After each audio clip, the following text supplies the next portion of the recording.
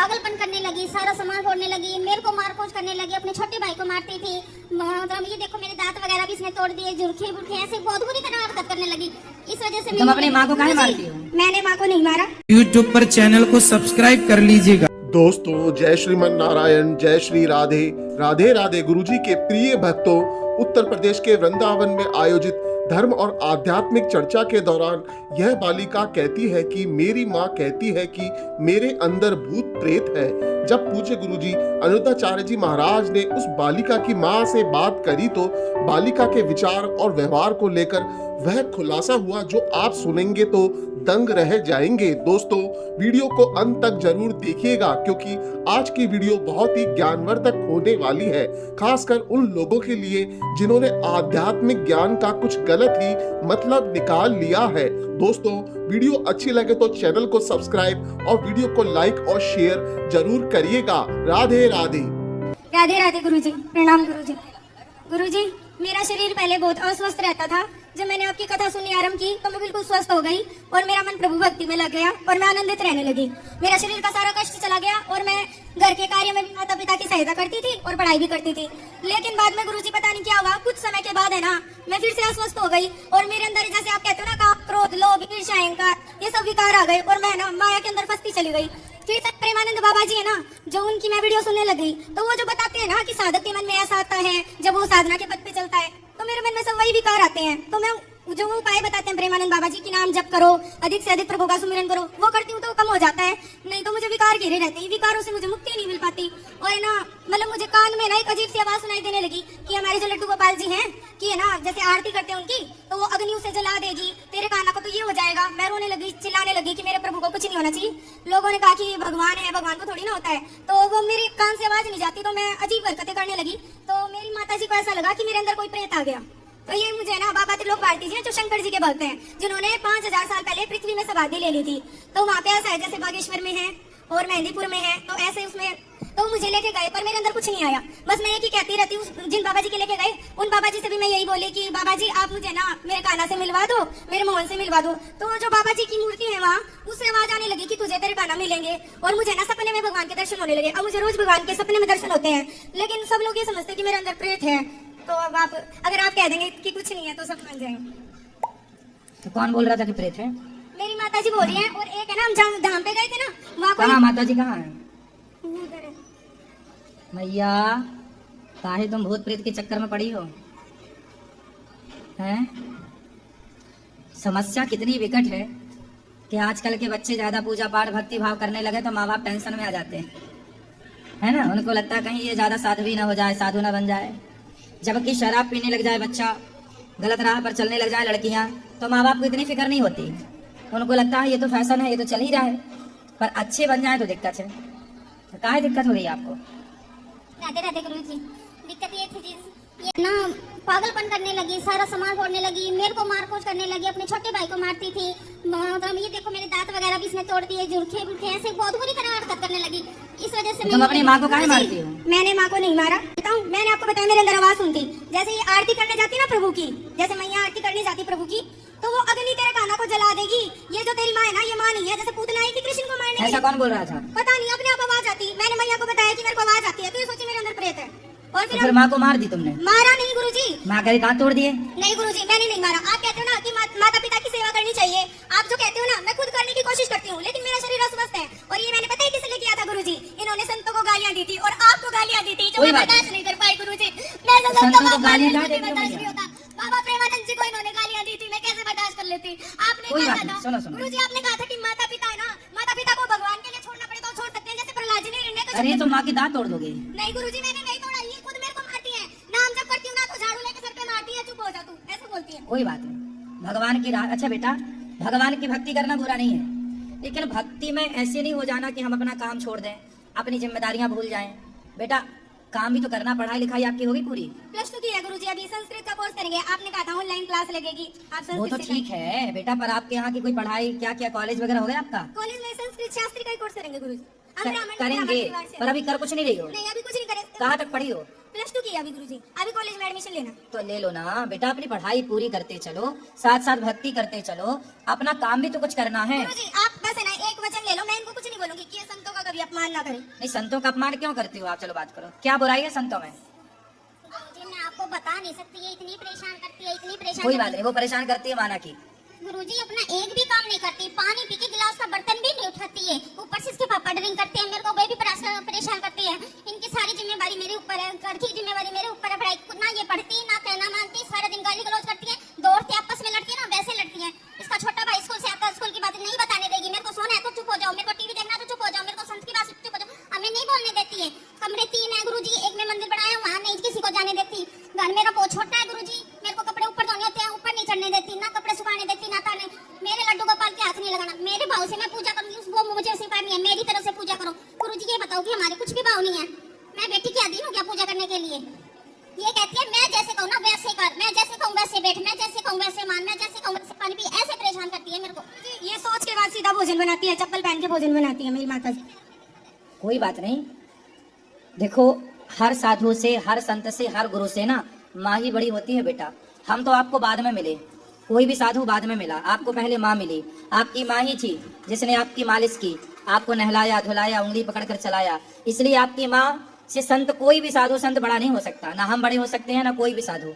इसलिए आपकी माँ, जब आप अपनी माँ को बोलोगी उल्टा, कुछ करने नहीं दोगी, अपने भाई को उसका रिवीजन नहीं करने दोगी, तो माँ को गुस्सा तो आएगी। गुरुजी ये सारे दिन सांसारिक बातें करते हैं, कभी कोई भगवान बात चर्चा नहीं नहीं करते। बेटा, संसार में रहना है तो कुछ सांसारिक बातें तो करनी ही पड़ती है ना बेटा। कभी तो गुरुजी भगवान की चर्चा करें। तो हम है ना 3 घंटे भगवान की चर्चा, मैं हम टीवी 3 में घंटे आप ही की बात सुनाते सुनती हैं। हूँ बस, और कुछ नहीं सुनती। हाँ बस ठीक है, सुनो, बाकी अपनी माँ से, माँ की तरह बात करो, बेटी की तरह। गुरुजी मैं ऐसा क्या करूँ जिससे अगले जन्म में मुझे ऐसे माता पिता मिले जो मेरी भक्ति में विरोध उत्पन्न ना करें? अरे इस जन्म में ही अपना कल्याण कर लेना, जन्म जन्म का चक्कर ही खत्म, मोक्ष हो जाए ना, काहे बार बार आना जाना।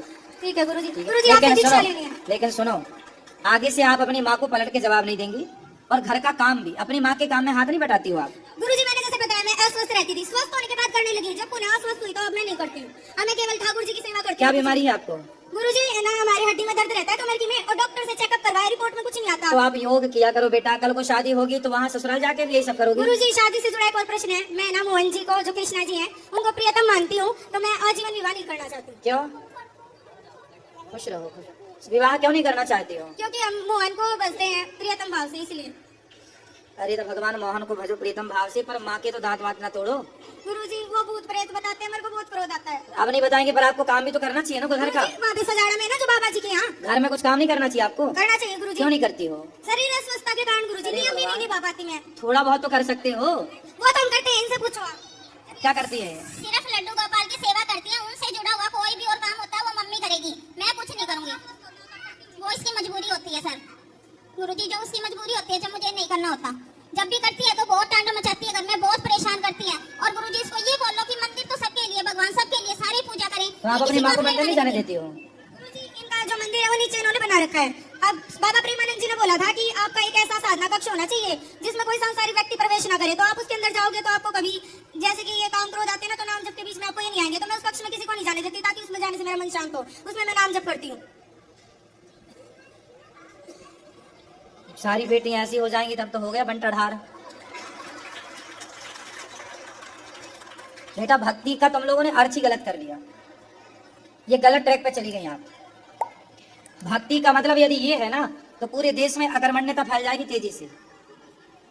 यदि भक्ति की ये परिभाषा आप लोग गुरुजी मानने मैं ना लगे सारा काम तो करूंगी, सारा लेकिन आप- बंटा ढार हो जाएगा देश का। गुरुजी आपने कहना पढ़ाई भी करूंगी, घर का काम भी करूंगी, लेकिन संतों का अपमान नहीं सुन पाऊंगी। संतों का अपमान को कोई नहीं करेगा। आपकी माँ को आप परेशान करती हो तो बोलेगी माँ, तो इसमें क्या गुरुजी है? मुझे बोले ना, आपको क्यों बोले? कोई बात नहीं, आपकी माँ भाई, आखिर ये सब दिमाग में, माँ को तो ये लगता है कि आपके दिमाग में चारा भूसा संतों ने डाला है, तो वो संतों को गाली दे रही हैं। लेकिन आपको ना संतों की भाषा ऐसी नहीं होती, संतों का कहना ऐसा नहीं होता जैसा आप मान रहे हो। सांसारिक क्या होता है भाई, देखो काम क्रोध लोभ मोह इतना बुरा नहीं है बेटा, इतना डरना नहीं इन चीजों से, ये सारी चीजें अच्छी हैं। काम ना होता तो आपका जन्म कैसे होता, क्रोध ना होता तो ये बच्चों को डांटता कौन, व्यवस्थाएं कैसे होती, लोभ ना होता तो फिर कोई काम ही क्यों करता, क्यों फिर कोई पैसा काम कैसे फिर देश की अर्थव्यवस्था चलती। तो लोभ, काम क्रोध लोभ, मोह ना होता, गाय अपने बछड़े को चाटे ना, उसे प्यार ना करे, उसे दूध ना पिलाए तो बछड़ा मर जाएगा। तो गाय को बच्चा पैदा करती का मोह जागता है, जैसे माँ को बच्चा पैदा होती उसको एक मोह जाग जाता है कि मेरा है। और यदि वो मोह ना जागे तो कोई माँ छाती से क्यों लगाएगी बच्चे को, क्यों दूध पिलाएगी। वो मोह ईश्वर की एक व्यवस्था है, बुरा नहीं है। संसार में उनकी परिभाषा हम कथा में समझाते हैं। मोह हो कैसा हो, गुड मोह तो हो, बैड मोह ना हो, अच्छा मोह तो हो, बुरा मोह, संसार से मोह ना हो, पर जिम्मेदारियां जो है वो तो पूरी करनी है ना बेटा।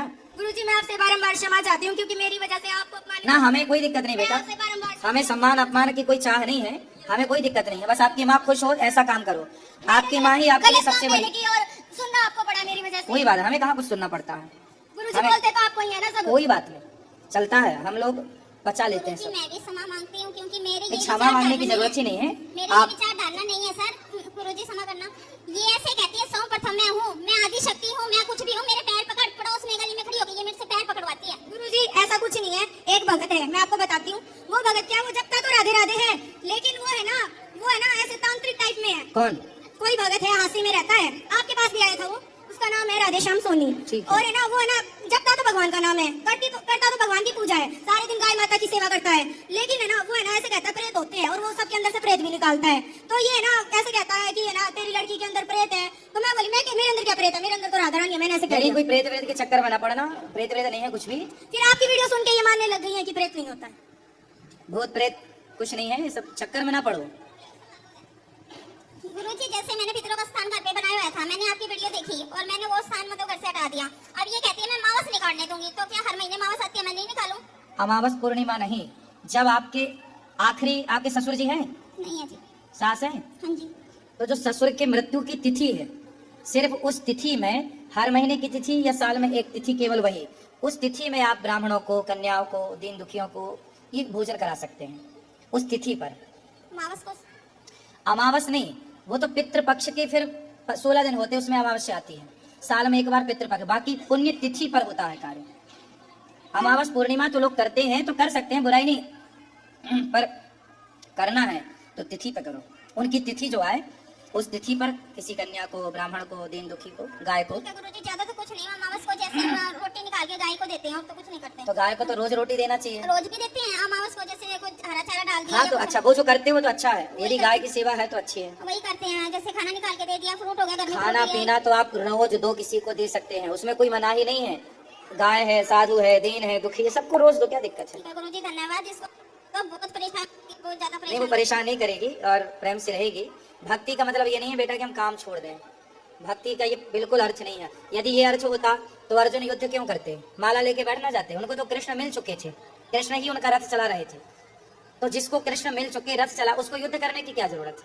फिर भी कर्म, ये दास अनिरुद्ध क्या करता, सवेरे से शाम तक अपना कर्म, आपको कथा सुनाना, माताओं की सेवा करना, नक्षत्र बांटना, गायों की सेवा करना, ये कर्म ही तो है, कर्म ही भक्ति है। हम कर्म ना करें, बस माला लिए बैठे रहें, इससे ना आपका अच्छा, मैं आपको कथा ना सुनाऊं, मैं माताओं की सेवा ना करूं, मैं अन्य क्षेत्र की सेवा ना करूं, बस माला जपूं सीताराम श्रीमन नारायण शिव, इससे माला जपने से मेरा तो कल्याण हो जाएगा, पर मैं जो समाज की सेवा कर रहा हूं, इसी बहाने आप सबको कथा सुनने के बाद, कथा के बाद आपके जीवन में जो भक्ति और प्रेम का दिया जल रहा है, इससे केवल मेरा उद्धार नहीं होगा, हम सबका कल्याण हो रहा है।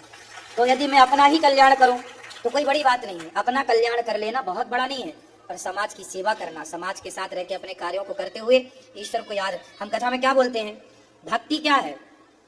एक किसान था, मैंने आपको कथा सुनाई होगी, आपने सुनी होगी। एक नारद जी एक बार भगवान घर बना रहे थे, भगवान नारायण क्षीर सागर में। नारद जी बोले क्या कर रहे हैं प्रभु? बोले घर बना रहे हैं। किसका? अपने भक्त का। तो नारद जी बोले आप मेरी बना रहे होंगे क्योंकि मैं आपका सबसे बड़ा भगत हूँ। भगवान बोले तुम्हारा नहीं बना रहे हैं। बोले फलाने गांव में किसान है, उसका घर बना रहे हैं। अरे वो क्या मेरे से बड़ा भक्त है? बोले हाँ। अब नारद जी क्या करते हैं? दिन भर नारायण नारायण। नारद जी को लगा मेरे से बड़ा भक्त संसार में कोई हो नहीं, और बात भी सही, उनसे बड़ा कौन हो सकता है, पर भगवान बोले वो बड़ा है।